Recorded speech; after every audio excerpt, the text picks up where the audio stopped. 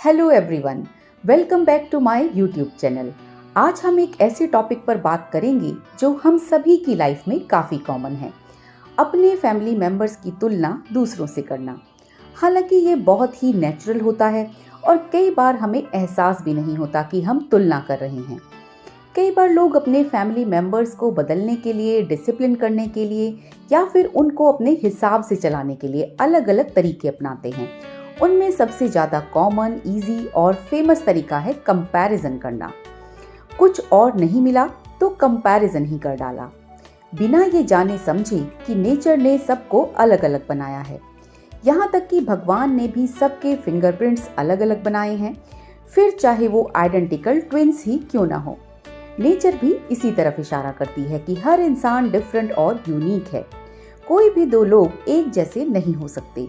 जरा सोचिए, अगर दुनिया में सभी एक जैसे रंग, रूप, कद, सोच, विचार और बिहेवियर वाले हो जाएं, तो ये दुनिया कितनी बोरिंग हो जाएगी। सभी को एक जैसे विचार आएंगे, सभी एक ही तरीके से बिहेव करेंगे, तो क्या आप रह पाएंगे ऐसी दुनिया में? पर इंसान ये नहीं समझ पाता। सबकी क्वालिटीज, हालात, सोच समझ, एजुकेशन और फिजिकल अपीयरेंस अलग अलग होते हैं और ऐसा उन्हें नेचर ने बनाया है। इसमें इंसान का काफ़ी हद तक अपना हाथ नहीं होता। कई बार लोग हमारे खिलाफ नहीं होते, बस हमसे अलग होते हैं। हर कोई या तो खुद दूसरे जैसा बनना चाहता है या अपने फैमिली मेंबर्स को बनाना चाहता है। कोई भी अपने जैसा रहकर सेटिस्फाई नहीं है। कारण है ओवर एंड अननेचुरल एक्सपेक्टेशंस।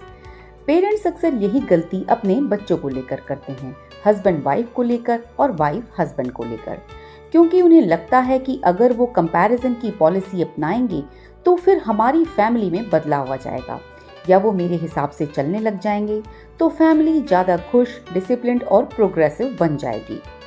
पर वो ये नहीं जानते कि इस तरह के इलॉजिकल, अननेचुरल कंपैरिजन करके आप उनकी ग्रोथ को रोक रहे हैं और ये उनकी सेल्फ एस्टीम के लिए बहुत बड़ा खतरा है। और इसी वजह से बहुत सारे deep psychological impact negative emotions के रूप में आने लगते हैं, जैसे जेलसी, एंजाइटी, इनसिक्योरिटी और लो सेल्फ एस्टीम। हर फैमिली, हर इंसान अपने आप में यूनिक है, अनोखे हैं और हर किसी की अपनी स्ट्रेंथ और वीकनेस है। पर लगातार कंपैरिजन करके हम उनकी स्पेशल क्वालिटीज़ को रिस्क पर रख देते हैं। जनरली कंपैरिजन करने के लिए पेरेंट्स कुछ ऐसे शब्दों का इस्तेमाल करते हैं जो उल्टा ही असर डालते हैं और रिजल्ट उनकी उम्मीदों के उल्टा ही मिलता है।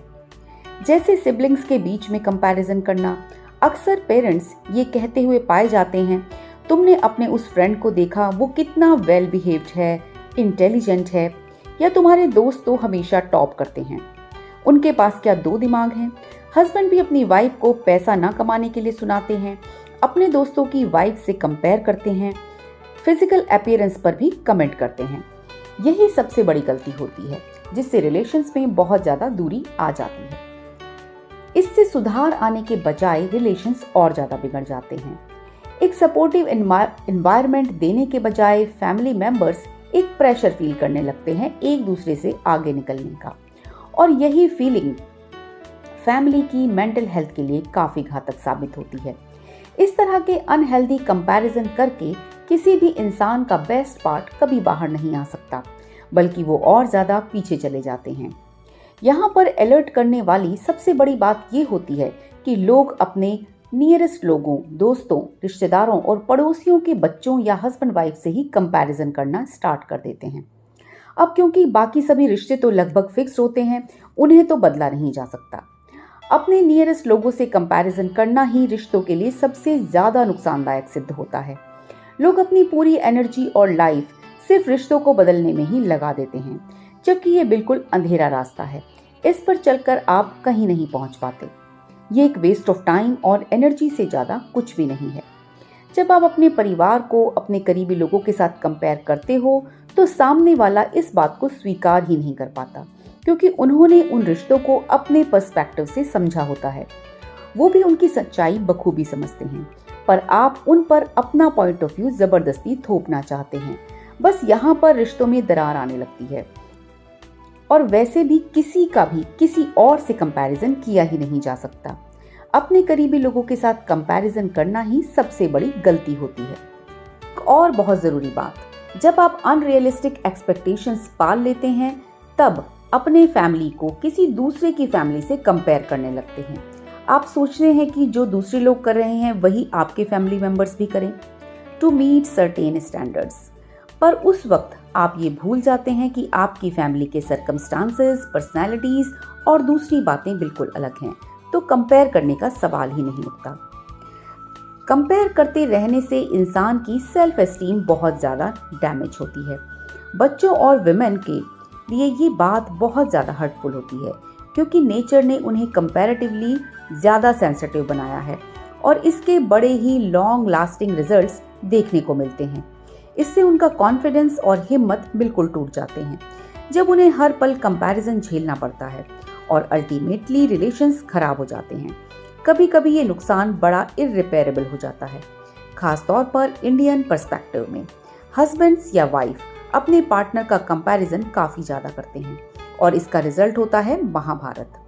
और कुछ लोगों का मानना होता है कि लड़ाई तभी सक्सेसफुल मानी जाएगी जब वो सबसे ज़्यादा भद्दे और चुभने वाले शब्दों का प्रयोग करेंगे और जो आखिर तक मैदान में डटा रहेगा, बोलता रहेगा।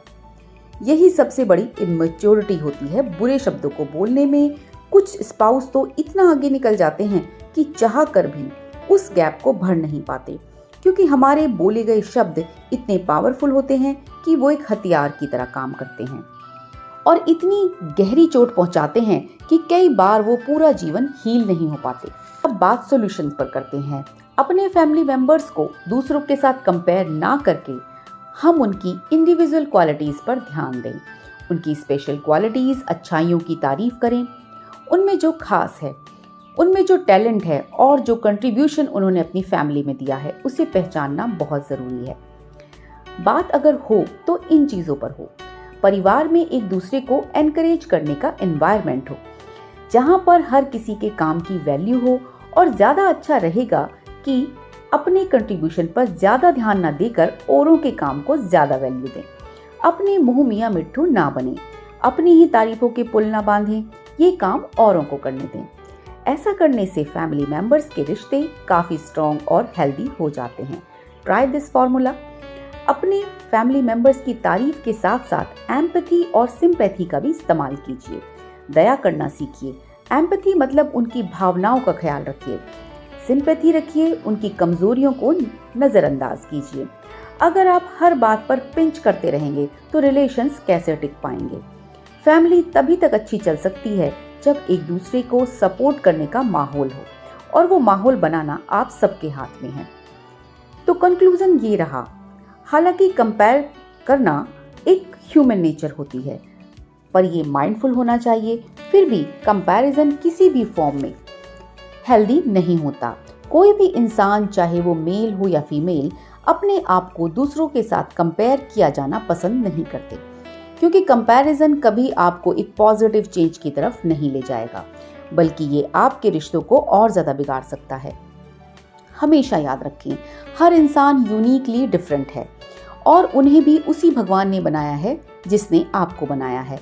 इसलिए भगवान के बनाए क्रिएशन में कमी निकालने का आपको कोई हक नहीं। अगर हम सिर्फ इसी बात को ध्यान रखें तो हम काफ़ी हद तक किसी के भी लुक्स, एजुकेशन, टैलेंट और फिजिकल अपीयरेंस को कंपेयर करना बंद कर देंगे। So respect God's decision and love each other unconditionally. Let us make a conscious effort to appreciate our family members for who they are and build a positive family dynamics. If you found this video helpful, don't forget to hit the like button and subscribe to this channel for more insightful videos. Thanks for watching.